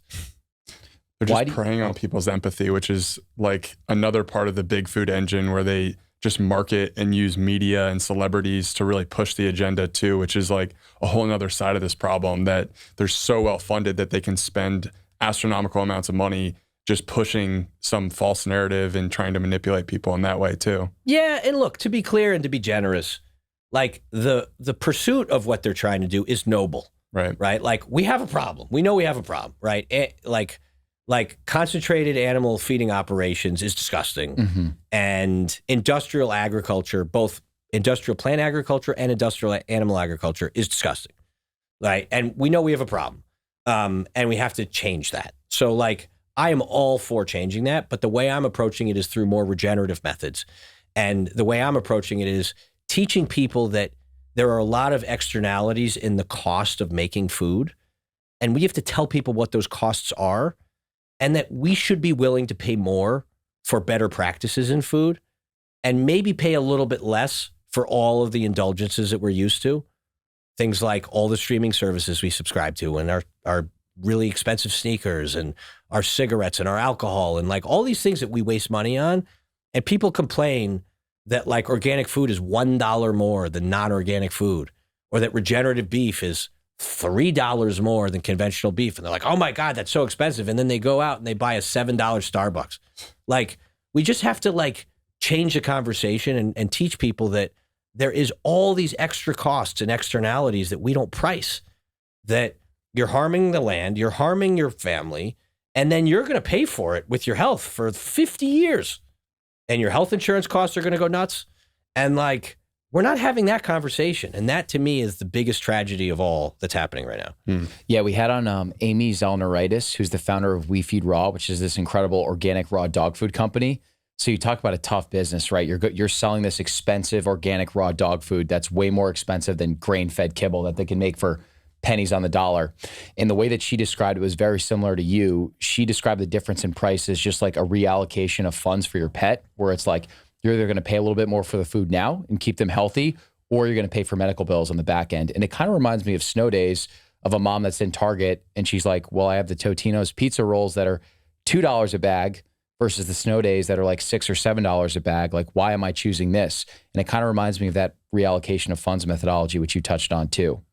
Yeah, you raised two interesting points, and I don't want to digress on the pet thing, but it turns out in studies, people have a greater propensity, or they have less elasticity in economic terms for pet food than they do for baby food. People are willing to spend more on their pets than they are on their humans. That's fascinating. Isn't that amazing? Which is why, by the way, the pet food business is an amazing business.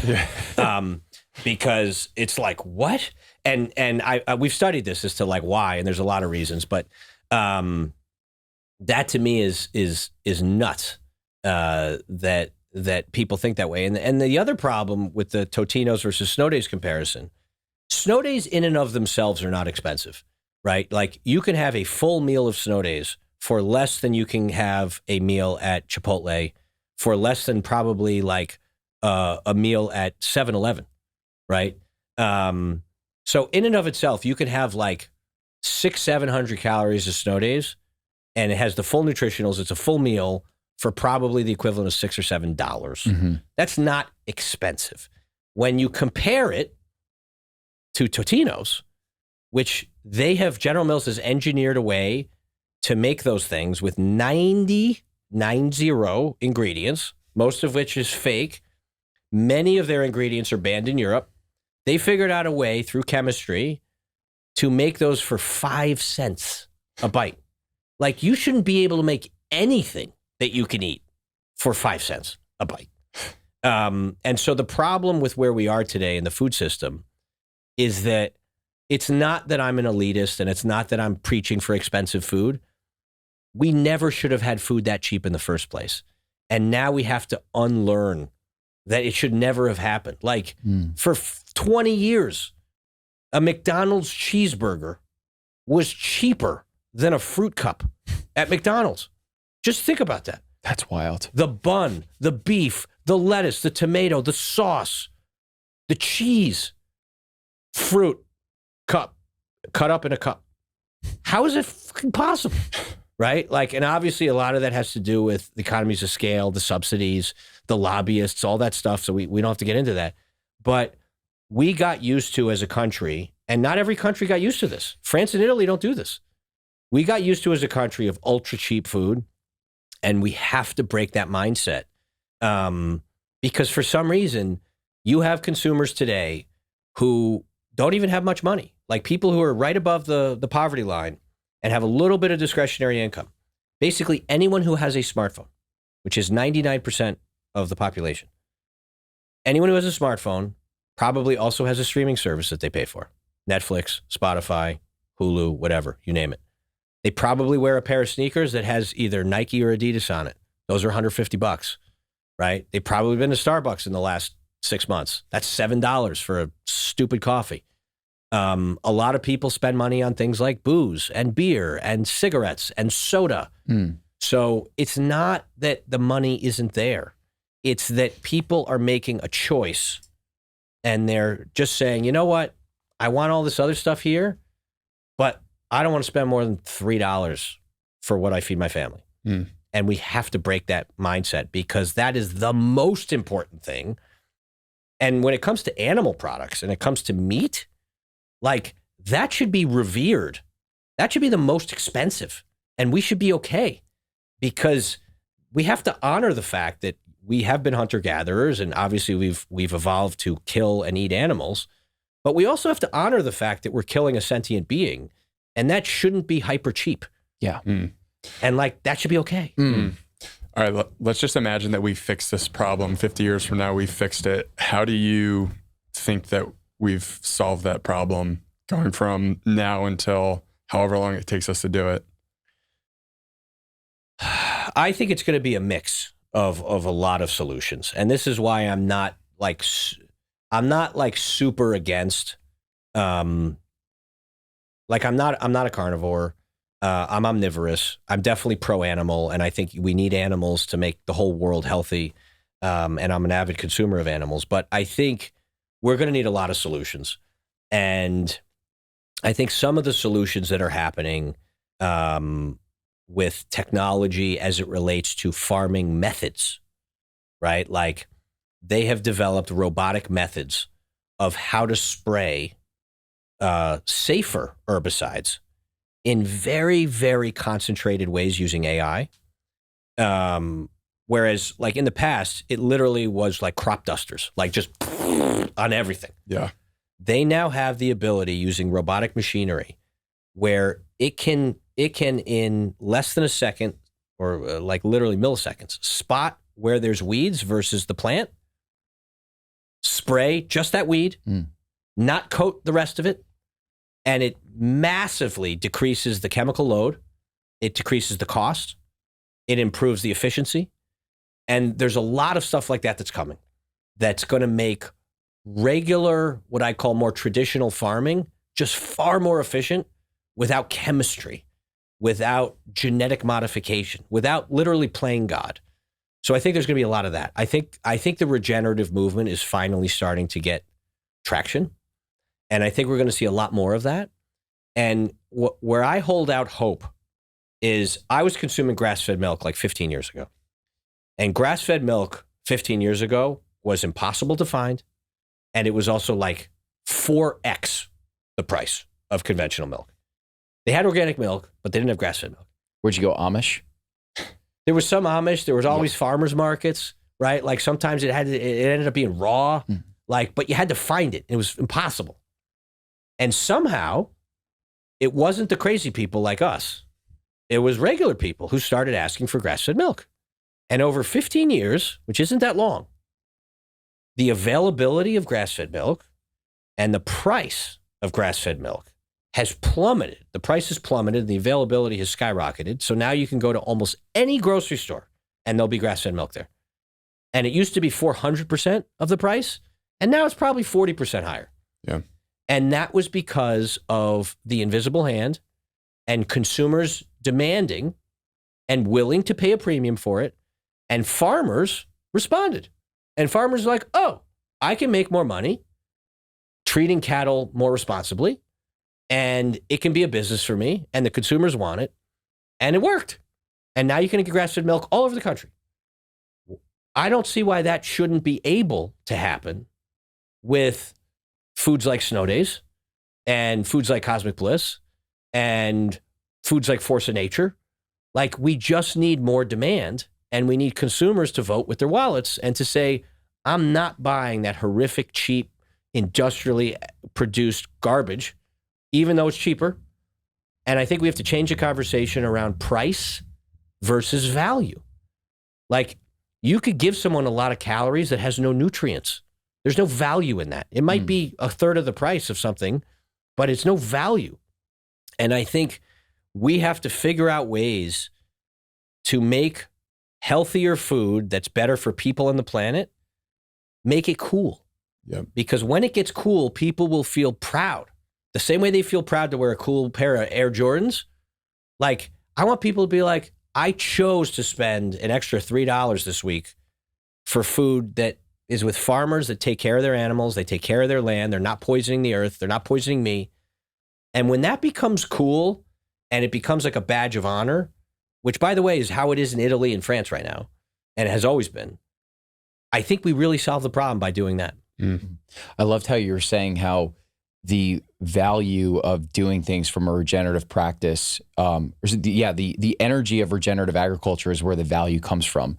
And that product should be expensive. It's like, challenge anyone to go out to a regenerative farm and watch how hard it actually is to produce like a grass finished animal, how much effort and intensity goes into that.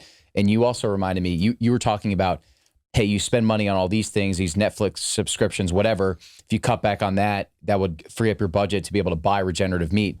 You also reminded me of when you were younger and you fixed your diet, you were like, wow, I'm improving in my job.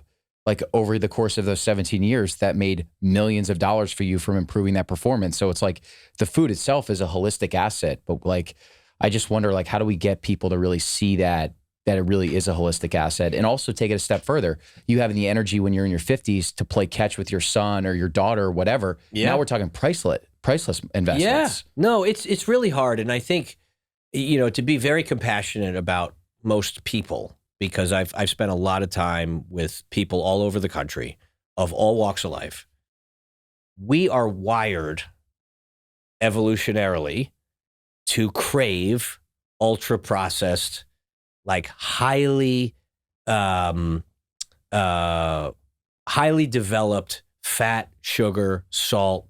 Like, all the big food companies are preying on our instincts by creating these things. Like, you've seen the books. I mean, there's literally been books that have been written about, there's one called the Dorito effect that are literally about the food engineering, about how they engineer it so that our impulses are to eat it. And the problem with humans is that we are ultimately animals, which have animal instincts. And everything that you mentioned is a deferred gratification or a delayed gratification concept of, I'm going to eat something that might not be as hyper palatable and might not taste as good as the Dorito, but it's going to make me live better. And it's still delicious. It's just not as good. And I think we're asking people to basically fight impulses. And that's really hard. That's really, really hard. I mean, it's no different than like addicting your whole population to drugs and then telling them to not do drugs. Yeah. Like, it's really, really hard. And I think the reason we do what we do the way we do it and why everything I've done have been what we call comfort foods, or foods that bring people joy. Chocolate, cookies, crackers, pizza, ice cream, bread. These are not health foods in the classic sense. These are not salads, but they're amazingly delicious. And they're amazingly delicious without all the processing and without all the fake shit, without all the chemicals, with far less added sugars in the case of our ice cream. Our ice cream also has 30% fewer greenhouse gas emissions per pint of a Ben & Jerry's. So we're creating things that if you eat them objectively, you're like, this is amazing. And so you don't feel like you're sacrificing. And I feel like the only way we're going to get real movement in the population is you got to make people feel like they're not sacrificing on what they love. And as soon as people feel like they're on a diet, or if people feel like they're a medical patient, they're going to do it for a short period of time. And then they're going to be like, nah. But if they don't feel like they're sacrificing, and then they realize all the positives that come from spending a little bit more money. And remember, it's not expensive. It's just expensive relative to what they're used to. Yes. And that, I think, is also really important to keep emphasizing, that, like, you can't go to Chipotle and spend less than $13. Totally. Like, No. You pay the price for that cheap food eventually at some point. And what I love about what you guys are doing is it seems like all the products that you guys are creating are great gateway drugs into the whole way of thinking around this existing paradigm that you can easily get trapped in because the hyperpalatability of all these foods. It's so easy to get addicted to the cheap stuff. It's cheap, so it helps your wallet. But if you take a step back and you start to actually pay for some of these higher quality versions of these foods and still enjoy them, then you can get access to the information through the actual experience of eating better and paying a little bit more for those high quality foods. Yeah. Yeah. And you know, look, there have been many times when we have to convince people, and sometimes I'll give them my spiel about how much better the product is made and what goes into it and how we take care of the land or the animals. But usually the way I get people is I'm like, just taste it. Yeah. Like, let's just do a taste. Like, Snow Days objectively taste better than Totino's. Like, Yes. so if you just do a side-by-side taste, like Pepsi Challenge taste test, and I think there's a lot of up-and-coming products that are better for people on the planet that also taste better. The only catch is they're a little more money. Right. Yeah. And I think we also have to figure out ways to encourage people to just try it. You know, like, try some Snow Days, try some Against the Grain pizza instead of eating DiGiorno's. You know, try some Hue chocolate. Yeah. Like, you know, like, this is objectively delicious. Like, I don't know anybody who's ever had, we had a couple bad batches over the years, whatever. But like, when we have a good batch, which now pretty much everything is, I don't know anyone who's objective who's ever taken a bite of this and been like, that's not good. Right. Yeah. There's something about, and I think all three of us I'm will going to agree have on some right now. Should we have some too? all three of us will agree on this, is the experiential aspect of getting healthier is where the information and knowledge comes from that you can then just apply to your life going forward and be like, okay, I lost 20 pounds, or I fixed my vision so that now I can actually not have to deal with these autoimmune issues. Now I know that food is a part of this equation, and now I can go apply this information that I've essentially figured out for yourself just by listening to your body. Yeah. Yeah. Well, that's the other thing. That's a great point, which is a lot of people don't want to believe what I say Right. because it's inconvenient. And if you're used to a certain, excuse me, if you're used to Don't- it, don't choke I on don't want it. to choke on my own chocolate on there. But That's not how you're going to go.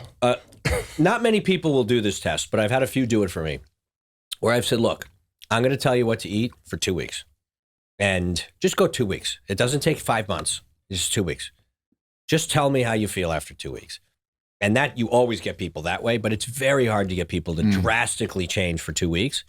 But that's another way to convince people. Like, once they feel, you know, we had an expression at Hue, which is something to the effect of, the bar for fine is set way too low. Yeah. Which is like, a lot of people don't realize how shitty they feel until they don't feel shitty. It's so true. And so when you get them to go on this kind of diet where they're eating more ancestral, less processed, less garbage, which, by the way, no caloric restriction. Like, you could still eat indulgent foods.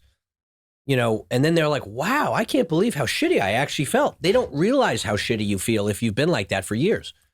That's the thing. That's one of the interesting similarities that you and I have is like, whether it's not being able to read a book because your vision is so degenerated, or me like shitting blood 20 times a day, it's almost a blessing in disguise, because you're like, I feel so bad that I'm willing to do whatever it takes to reverse this thing.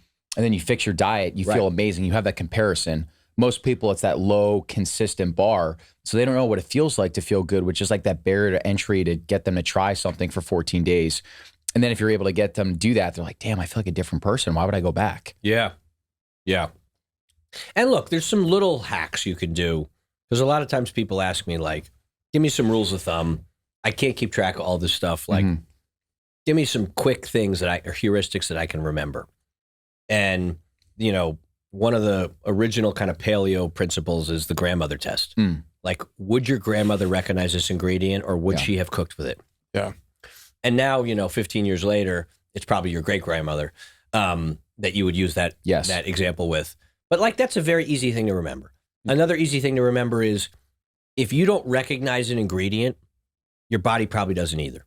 That's another simple one. Like read every ingredient label. Like, if there's a lot of weird shit you can't pronounce, like, you probably shouldn't eat it. Yeah. Like, it's that simple, and then if it's something that you're going to eat a lot and very frequently, here's another one.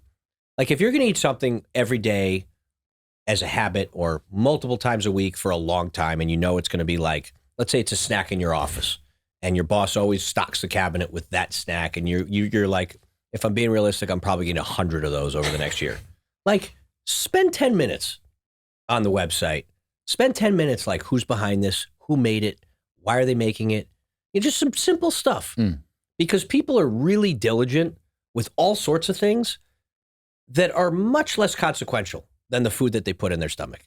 And it always blows my mind that, and this is one of the examples I give to people, that there's certain things in life that nobody would ever knowingly go cheap on, right? You never would go cheap on like a neurosurgeon or a heart surgeon. You would never seek out the cheapest neurosurgeon if you needed brain surgery. You would never seek out like the cheapest helmet for your kid. You'd never seek out like the cheapest like car seat for your baby. There's all these like examples where people are like, of course I would never seek out the cheapest version of X, but we do it with food. And it's like, why? Like, that's literally the most important thing that we're putting inside of our body every day. And it's because we're used to it, and it's really inconvenient to spend an extra minute being like, who made this? Where did it come from? Let me read the ingredient label. And meanwhile, like, you'll be at work and you'll get like, I don't know, something sent to you over the mail about like, a fine for $100 or something. And you'll spend a half hour researching like why you got fined or what's behind it. And then you'll just unknowingly just stuff your face with something that could have come from anywhere. Yeah. The mindlessness around food consumption is like, it's crazy to watch, but it's easy to see why it does happen, because it is addictive. And there are just these pleasures that you get from eating that you're not really conscious of. I love your example too, because it also speaks, as much as it speaks to like the consumer being like, you wouldn't pay for the cheapest neurosurgeon, it also speaks to the industry where it's like neurosurgeons have a certain standard. And I think we think about food in this way where it's like, oh, we can just like race to the bottom and have, crappy standards around food. We'll spray this, we'll spray that, and we'll get this cheap product at the end of the day. It's like, what can we do to work on both sides of these equations? Raise the quality so we have a neurosurgeon type quality for farmers, but then also have people who are critical of what's happening there. Yeah, no, I think it's also important to let everybody know that like, it's not your fault.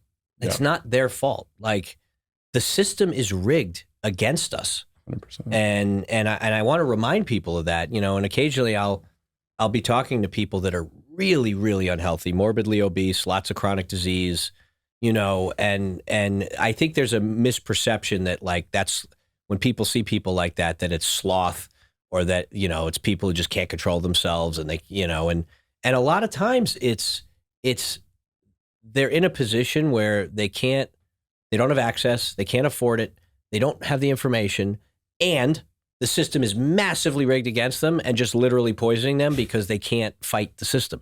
Yeah.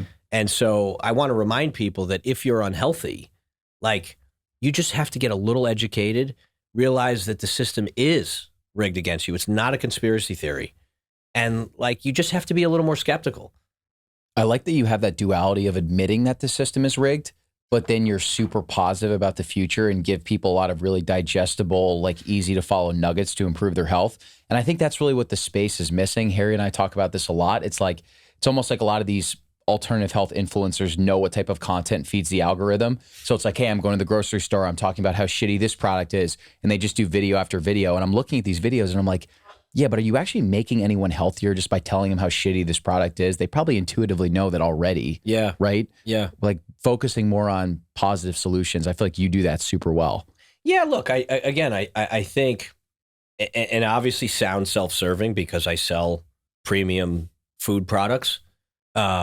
But I don't do this, I've made plenty of money in my life. Part of why I do what I do is full philanthropy. Like I could be doing many, many other things that are far more lucrative and profitable than what I'm doing. I walked away from a very, very lucrative career where I had an annuity.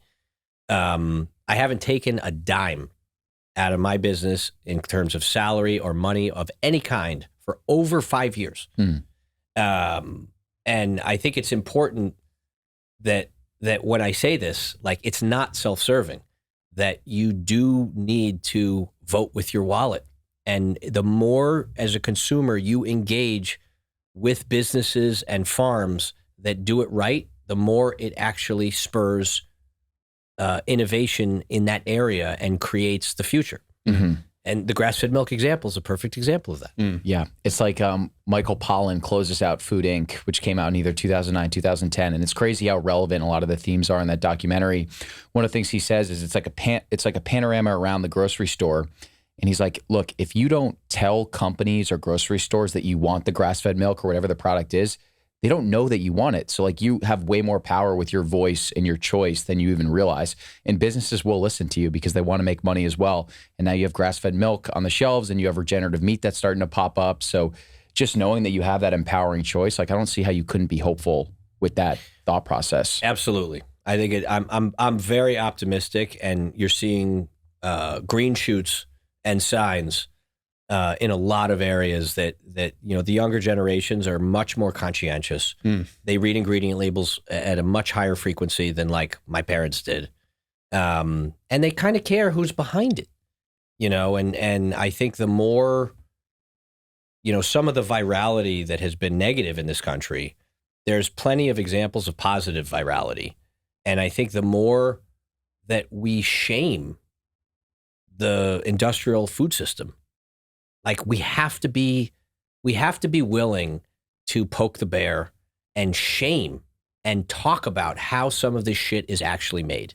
Yeah. It's not just like, oh, my stuff's organic and it doesn't have this and it doesn't have that. It's also like, let me show you how Totino's is made. And I think we have to be willing to do a lot more of that because it's transparency. Mm-hmm. If people know how disgusting most of the stuff is made, hopefully they won't eat it as much. Mm-hmm. Yeah. Is there a brand that you're most proud of that you've built so far, whether it's with HumanCo or with Hugh or Hugh Kitchen? I mean, Hugh, I'm very proud of what we did with Hugh because Hugh was so early and it was such a pioneer and we had so many headwinds and difficulties to get it to where it was. And now it's the number one premium chocolate in the country. So that was a real kind of Cinderella story of starting with something that like had everything was stacked against it. Sonodays we built from scratch, and that was really out of, desire and necessity. I have kids. I loved pizza rolls growing up. I love pizza. Seeing a lot of my inspiration just comes from like seeing products that are an abomination where I'm like, I can't believe this exists. This is the grossest thing. I can't believe people eat this. I can't believe someone makes this. Totino's is like an $800 million a year business. Like that, just like, I just want to break that for that. Like, even if I make no money, I just want to like come up with a better version to just help people. True Food Kitchen is pretty new, right? We bought a material kind of position in it as HumanCo about a year ago. And And True Food Kitchen is the largest health and wellness full service restaurant in the country. We're in 17 states. We have 44 locations. I'm really proud of what True Food is and what I think it can become. It's a delicious experience that has really, really high quality sourcing, and very intentional, similar to what we did when we had Hugh Kitchen, the restaurant. And I'm very optimistic of what True Food can become, because you can have a great meal for a reasonable price where you're supporting all the right people and all the right animals and all the right products and farmers, et cetera. And it doesn't feel like you're eating in like a health food restaurant. Yeah. And so that's very early days, but I'm very proud of what True Food represents and what it can become. Yeah, you've got this Korean steak dish on the menu downtown that's absolutely delicious. I think it's like Korean steak and rice or something like that. Jason, what's the best way for people to connect with you, just to learn more about what you got going on, or if they want to, learn more about HumanCo? My handles on Instagram and Twitter are Human Karp. Everything I do has the word human in it, as you can tell. HumanCo Brands is shows all the stuff we do, and then all of our individual brands have their own handles. And so I would encourage you to check out, snowdays.com, againstthegraingourmet.com, cosmicbliss.com, True Food Kitchen. And you can learn more about what we're doing, but what we're really trying to do with the HumanCo piece is we're trying to create a family of experiences and brands that all have the same values, so that you as a consumer, if you understand like, oh, I like how Jason and his team and HumanCo approaches this, and I love Cosmic Bliss, or I loved Hugh. Now like, oh, they also have Snow Days, and that has similar values. And so you don't have to necessarily do all the diligence again of like, can I trust this person? Can I trust what they're doing? Because ultimately, we want to try to reduce the frictions of skepticism. We want to basically have like, this is a safe place. You don't have to worry that we're going to like corrupt and do some nasty shit to try to make some extra money. And there isn't any kind of groups of companies that have one value where you as a consumer can just safely approach every brand underneath it. Like if you go to any of the big conglomerate brands like Procter & Gamble or General Mills, like they have dozens and dozens and dozens of brands that some of them are good, right? And like General Mills bought Epic Bar. That's a good brand. Yep. They also have Totino's though, right? So like you're not safe. Like Right. you got to be like, oh, Epic is this, Totino's is that. Whereas with what we're doing, we hope for everybody, and certainly your listeners, that we can establish some level of trust that we will never violate. Well, we will put links to all of those in the show notes, but just appreciate what you guys are doing and what you guys are building at HumanCo. It's very valuable, and a ton of people are benefiting from it. So thank you for all the work that you're doing, and thanks for coming on the show. Yeah, Thank you guys, and for all the knowledge you're spreading. It's great. I'm a big fan of what you guys do too. Appreciate it. Thanks, Jason.